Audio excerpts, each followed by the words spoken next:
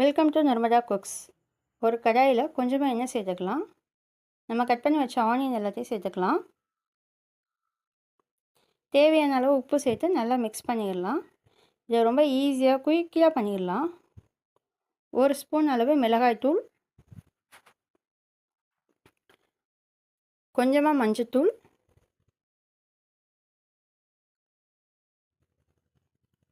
கொஞ்சம் கரம் மசாலா எல்லாம் சேர்த்து நல்லா மிக்ஸ் பண்ணிடலாம். வெங்காயம் நல்லா வெந்து வரவும் நம்ம அடுப்பு ஆஃப் பண்ணிவிட்டு 2 ஸ்பூன் கடலை மாவு சேர்த்து நல்லா மிக்ஸ் பண்ணிடலாம்.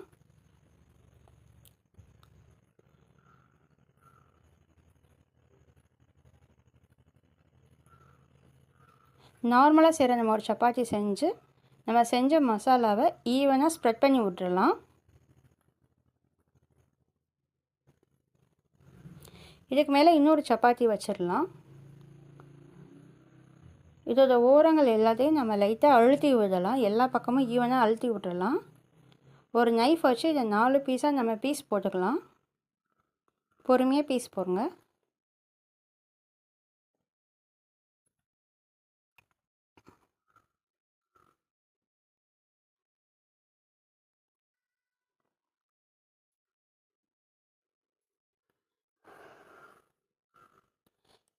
இது ஒன்று ஒன்றா மெதுவாக இந்த மாதிரி சுருட்டி எடுத்துக்கலாம். இது மாதிரி 4 பீஸையும் நம்ம சுருட்டி எடுத்துக்கலாம்.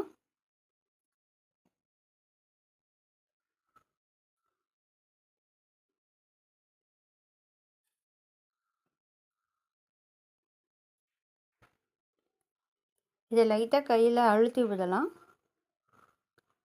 இதில் கொஞ்சம் மாவு தூவிட்டு முன்ன பின்ன மெதுவாக நம்ம அந்த சப்பாத்தி கட்டையில் தேய்ச்சி எடுத்துக்கலாம். நார்மல் சப்பாத்தி மாதிரி.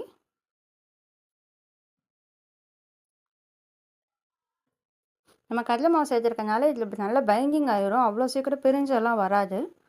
ஒரு கடாயில் கொஞ்சமாக நெய் சேர்த்துக்கிட்டு இந்த சப்பாத்தியை நார்மல் சப்பாத்தி மாதிரி நம்ம ஃப்ரண்ட் அண்ட் பேக் டோஸ்ட் பண்ணி எடுத்தோம்னா onion parotta ready. Thank you all.